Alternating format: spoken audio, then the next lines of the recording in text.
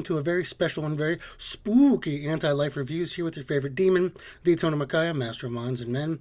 And after 4 weeks of looking at Bart Simpson's Treehouse of Horror comics, the first 20 issues, since I did all the goddamn work, I'm going to be ranking all 61 of the stories in those 20 comics.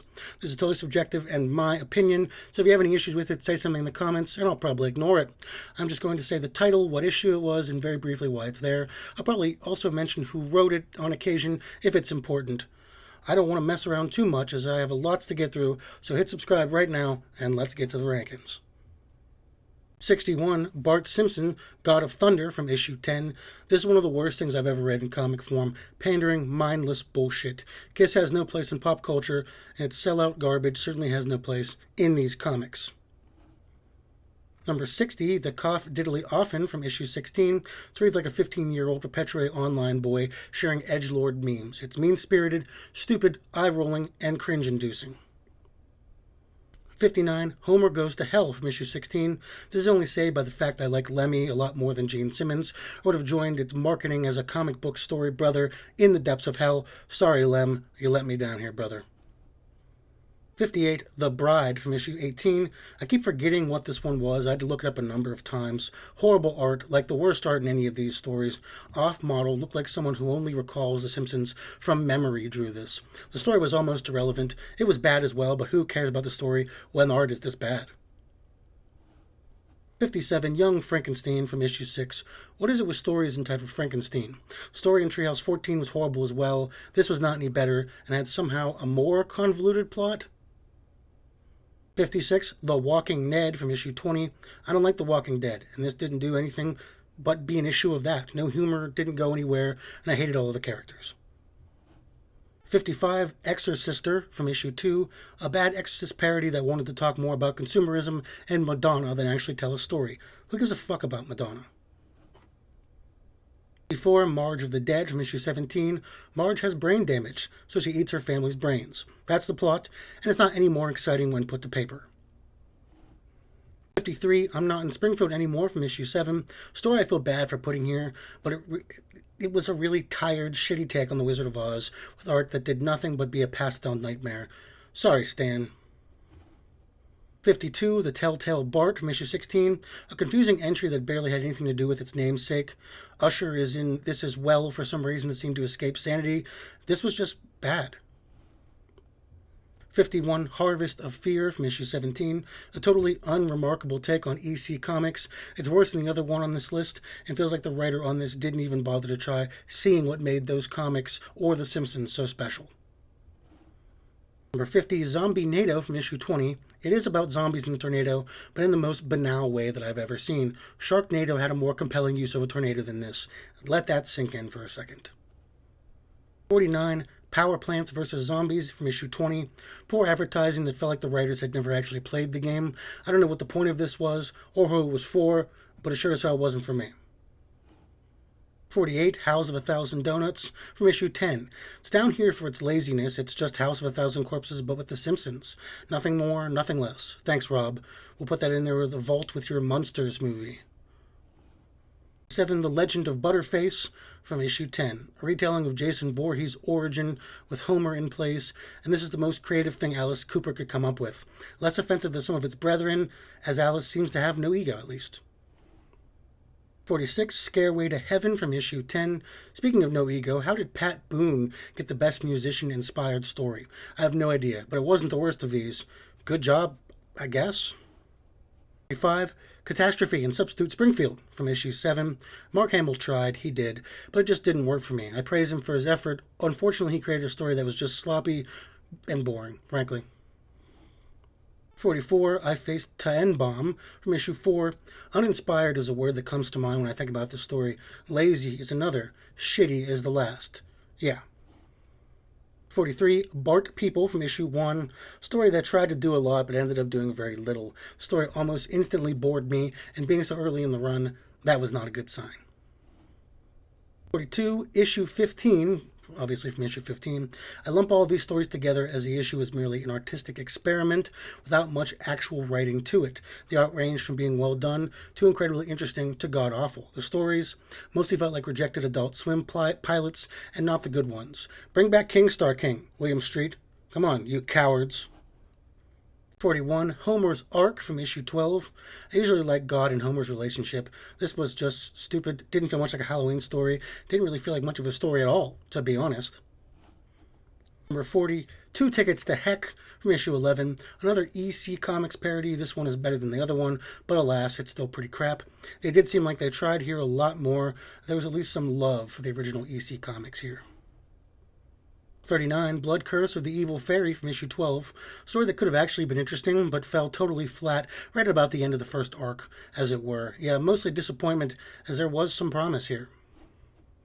38, 30 Days of Dough from issue 14. 30 Days of Night is a decent enough comic series, and the first movie was entertaining. It's clear that Steve Niles has never written anything remotely funny in his life, though. 7, The Illustrative Man from issue 4. This wasn't bad at all. It's just hard to rate. An anthology story inside of an anthology comic, with a bunch of 2-page stories that really don't leave much of an impression. 36, From Dusk Till Dawn from issue 6. A confusing story that wasn't bad. It was just short, weird, had nothing to do with its obvious source material, and ended quickly. I do really like the art from it, though. 35, Night of 19 Screams from issue 8. Another story that made no impression on me whatsoever. I had to look it up more than once to recall what happened in it. It was just there, I guess. The premise wasn't the worst. We got woeful little grandpa stories in this, so I guess this is one of them. 34, The Pygmy Elixir from issue 13. An overly ambitious story that didn't have the pacing, page count, or editorial staff to get it done correctly. It had some promise and a fine resolution, I guess. 33, Crustine from issue 8. Felt like someone really wanted to draw the Simpsons version of Ratfink. That's exactly what we got here. There is a story, I guess, but that's what it is. 32, Monster Mashup from issue 19. An unintentional sequel to a much better story in Homo erectus. And by unintentional, I mean they used the same ending for a much worse story. Though I like the visuals and some of the ideas, I guess. 31, Alienated from issue 19. Another one where the idea is good, but its execution left a significant amount to be wanted. I'd like to see a longer form version of this idea to flesh out some of the obvious kinks. Number 30, Dusk of the No-Brainers from issue 20. A fun little Dawn of the Dead parody that didn't do much besides see the kids hang out in a mall. It felt rushed and incomplete, but it wasn't the worst thing, so... 29, Little Shop of Homers from issue 1. The first story in the first issue of the series, and I liked it as much as I could. It was a little messy, but it felt like they tried to flesh out the idea about the best that they could. Number 28, Call Me Homer from issue 1. The second story from the first issue, just a little more substance to it, a little more fun. Grandpa lying, Bart chasing Homer with a spear. We just get a little bit more here. 27, Dark Lisa from issue 5, a story that really had some promise, but suffered from some tonal issues and kind of got lost in the shuffle. It did have a really great ending, though. 26, Tales from the Quickie Mart from issue 8, interesting little horror romp that was far too short to be any higher than this, but its art and idea was good enough to get it here. 25, Unleash the Glaven from issue 16. Despite the wildly unnecessary violence in this, like to a degree that went beyond fun or funny and became kind of depressing, it was interesting enough and well written enough to get it here. Evan Dorkin's talent really shines through. 24, Marge Marries Baby from issue 18. A really stagnant, boring adaptation of the original movie. It was well done for what it was, but it was just Rosemary's Baby with The Simpsons. This gets it higher than it deserves. 23, Homer Steen Conquers the World from issue 14. The story borders on stupid, but I enjoyed the hell out of it. I like kaiju, I like Gilbert Hernandez, and I like the absurdity of it all. Yeah, this was fun. 22, One Bart and Stormy Night from issue 18. The one and only Bartman story we got on this list, which is a travesty in its own right. Unfortunately, they didn't do too much with the premise. I would have really liked to dig into the character in a really dark and interesting way, but it was pretty alright. 21, Slideshow Blob from issue 2. I think from here on, I generally like all of these stories. This was compelling, cinematic story that used its violence and gore to great effect, with a nice cliffhanger ending. 20, Prop Whiz Whiz from issue 13.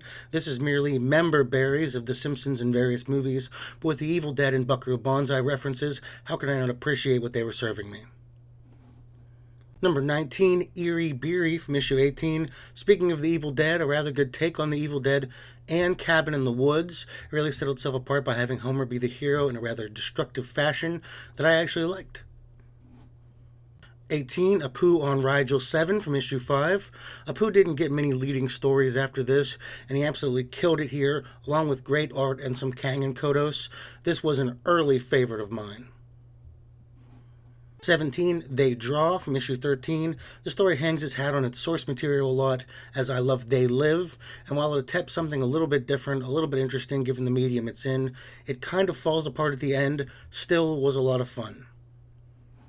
16, Nas from issue 13. The Deadpool team of Duggan and Posen really knocked it out of the park with this take on Jaws. Chief Wiggum and Professor Frink get lots to do here in this gory, funny, and well-crafted tale. 15, Cthulhu Gesundheit from issue 19, the only pure Lovecraft story we got in 20 issues, and it captures that nihilistic bleakness that he expounded. I would love to rate it higher. Unfortunately, there were better things. 14, The Cask of Amontillado from issue 9, Moe's take on not one Poe, but two Poes, and so very well done. The art, the pacing, and honestly, the characterizations of Moe here was absolutely brilliant. 13, Nosferatu, A Symphony of Horror from issue 17, a really powerful retelling of Nosferatu with The Simpsons, with Xander Canning using all of his narrative strength to give us a silent film experience in comic book form. 12, Homo erectus from issue 7, a half Lovecraft story that had an interesting Elephant Man style premise with Homer in place of Joseph Merrick, of course, that unfortunately had some plot issues and kind of a weak ending that brings it down just a tad. Number 11, The Immigration of the Body Snatchers from issue 3, the only full issue story we got in this list, and an excellent use of every single page. I mentioned Evan Dorkin before, but he was superb here, weaving an invasion of the Body Snatchers tale that did more than you might expect.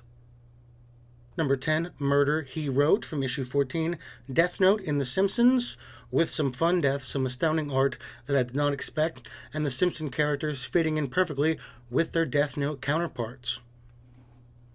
Number 9, Metamorph Simpsons from issue 6, a depressing story, really a dream take on Kafka's famous tale, but so bleakly well done that I loved it. I read it more than once, and with a resolution before the dream reveal that was exactly what I wanted. Number 8, Ex Topo Lapo Kettles Day from issue 5, a tale that had a lot going on in every page, and one that just told a damn fun story with great art that really captured the voice of the Simpsons humor. Might be the best example of understanding Simpsons humor on this list, honestly. 7, Willie, Portrait of a Groundskeeper from issue 12, a story that I did not expect to go as far as it did, but it went there, and in between the bestiality, cannibalism, and chest hair related murder, we got a really compelling story out of it that's fit for any true crime podcast. 6, The Sub-Basement of Dracula from issue 11. This was a Blade story done better than anything in the comics medium involving Blade since Captain Britain in the MI-13, and I mean that without any trace of hyperbole, a really fun story. 5, From Hell and Back, or The Truer Story of Jack the Ripper from issue 9, a take on a comic that I did not expect there to be a take on.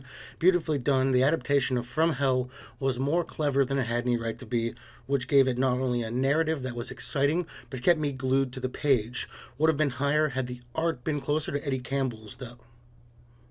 Number 4, In Springfield, No One Can Hear You Scream from issue 7. Begrudgingly, this is here, as my distaste for Garth Ennis is widely noted. But I accept he is a good writer. He is just a petty, silly man, but also, I guess I am too.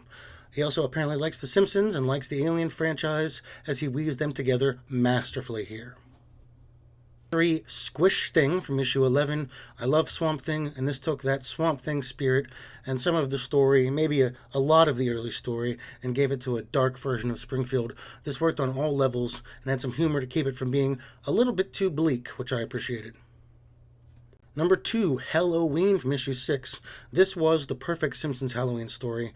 It had a wide cast of characters, it had things to overcome, it had horror, it had humor, had the origins of Devil Flanders. This did a lot more than it needed to, and not only was it very cleverly written, it was the second best story of all time of Bart Simpson's Treehouse of Horror.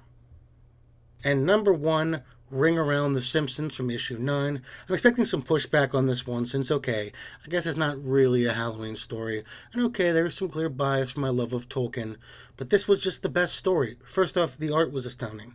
That classic fantasy mixed with The Simpsons just meshed so well. The story was well paced. The incorporation of these two fictional worlds borders on seamless, not to mention it had a fair amount of humor that actually worked. This is, for me, the best Bart Simpson's Treehouse of Horror story, and that's just the way it is, baby. Boy, howdy, that was a damn doozy. I'm not being funny.